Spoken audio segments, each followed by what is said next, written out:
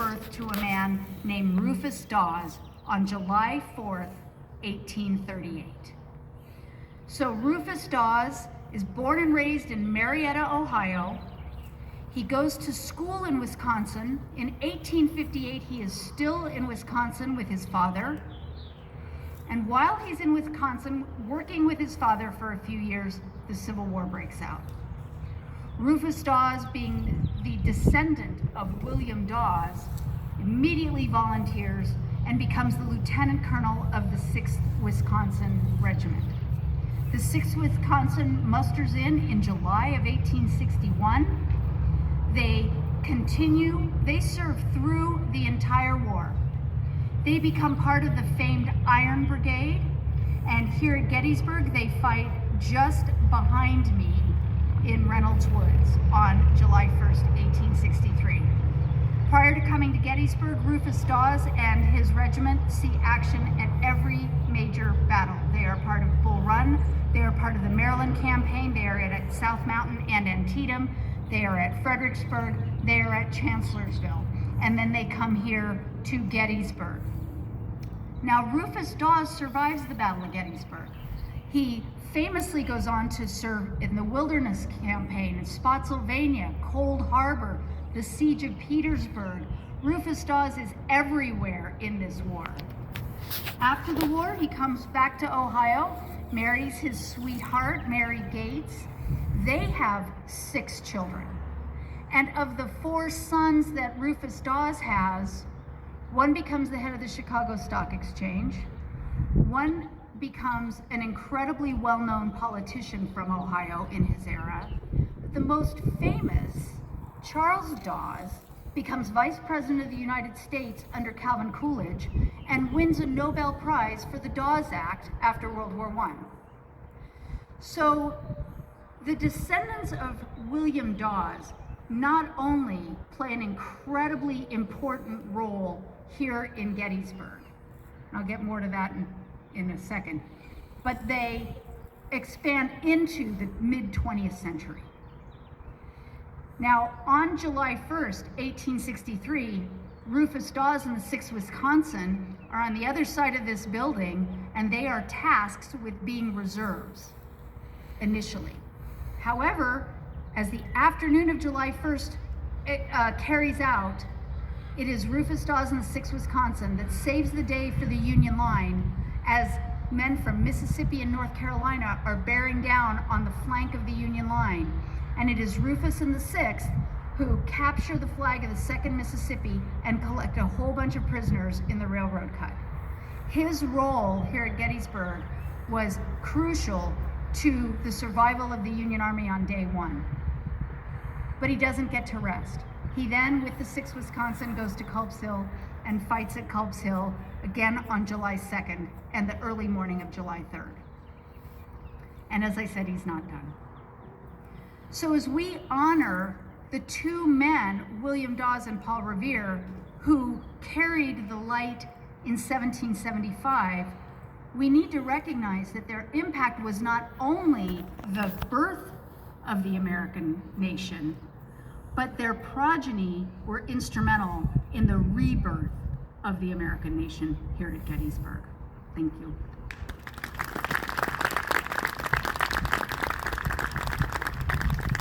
Thank you, Judy. Here to talk about another thread of generations is Jackie Spainhour. Come back up, Jackie. Oh.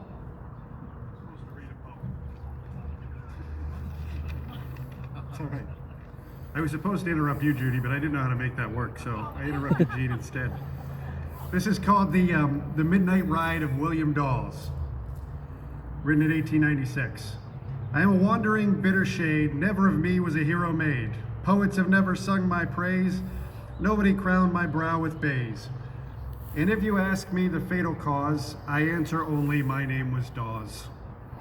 'Tis all very well for the children to hear of the midnight ride of Paul Revere, but why should my name be quite forgot, who wrote as boldly and well, God wot? Why should I ask? The reason is clear, my name was Dawes and his Revere. When the lights from the Old North Church flashed out, Paul Revere was waiting about, but I was already on my way. The shadows of night fell cold and gray as I rode, with never a break or a pause. But what was the use when my name was Dawes? History rings with silvery name. Close to me are the portals of fame. Had he been Dawes and I revere, no one had heard of him, I fear.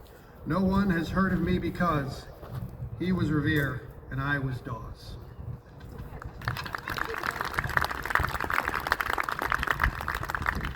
Thank you for reminding me of the interruption. I missed that one. Thank you. So now, talk about one of those generational threads. Jackie Spainhour, come back up.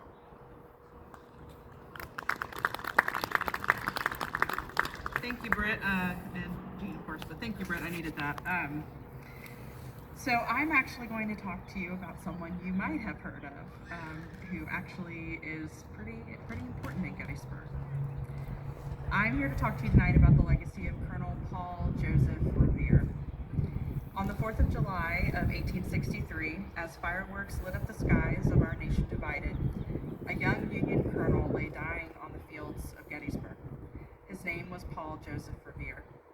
This is not the Paul Revere that we know from textbooks, but his grandson. From the midnight ride of 1775 to the deadly thunder of cannon in 1863, the Revere family's legacy of sacrifice truly spanned generations. Born in 1832 in Boston, son of Joseph Warren Revere and grandson of the Paul Revere, he really understood his grandfather's warning cry, maybe not the British are coming, because it's not really historically accurate, but we'll pretend, echoed through every American's mind. But young Paul Joseph Revere carved his own legacy. He was more of a scholar than a soldier.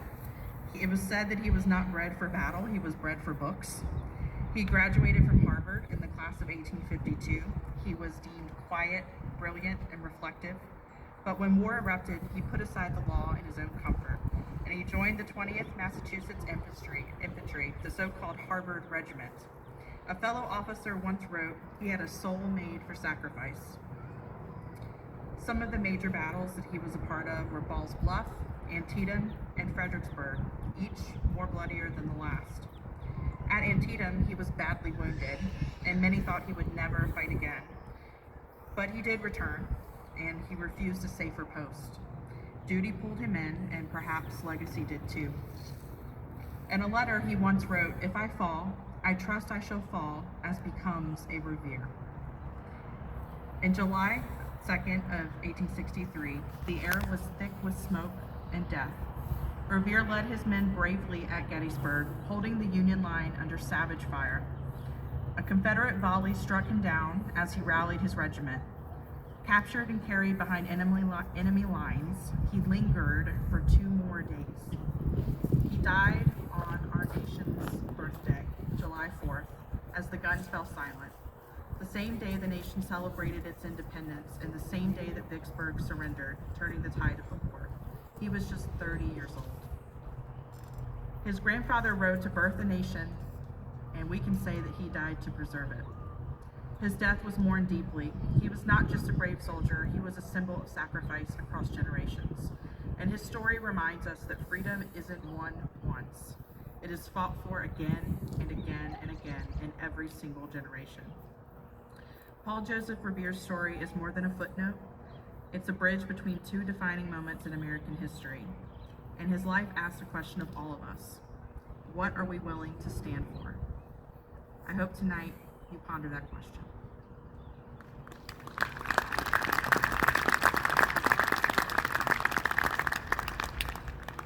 Thank you, Jackie. Now, we're going to begin our lantern ceremony, and I know many of you have gotten very comfortable, but you will see the ceremony much better if you move back a little, because we are going all the way up to the cupola and lighting the entire back here.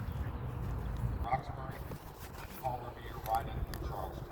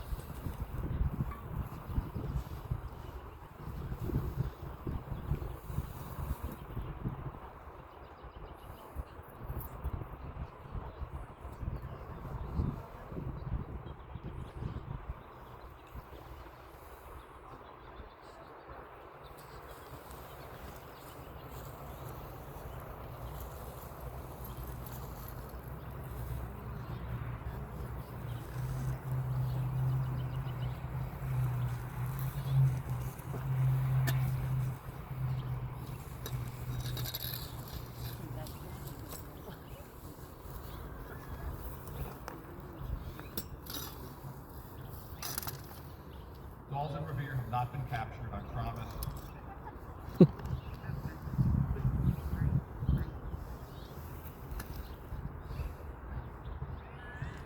On the third floor, William Dawes rode through Brookline, Paul Revere rode through Somerville.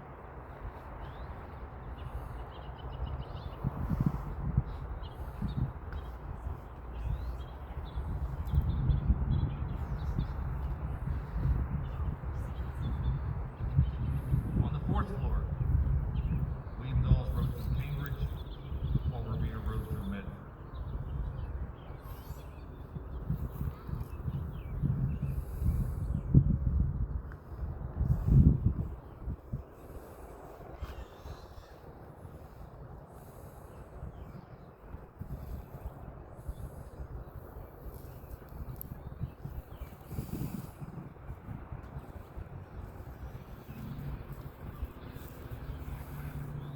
In the attic, representing the ride of William Dawes and Paul Revere through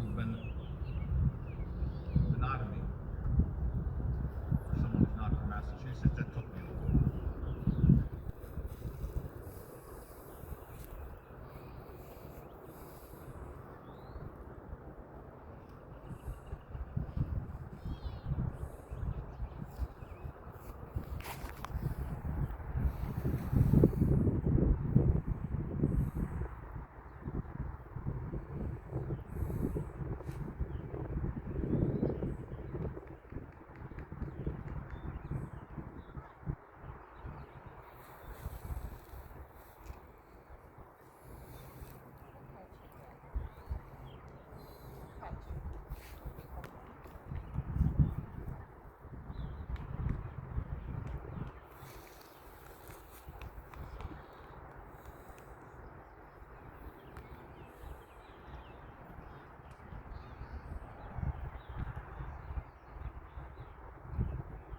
Finally, representing their arrival, in the cupola, you will see Paul Revere representing his arrival in Lexington a little bit after midnight. William Dawes follows behind about a half hour later. Patriots John Hancock and Samuel Adams, having Lexington, the rest of them are able to escape into the night. At this point, all of the lights are lit, representing the ride of Paul Revere and William Dawes.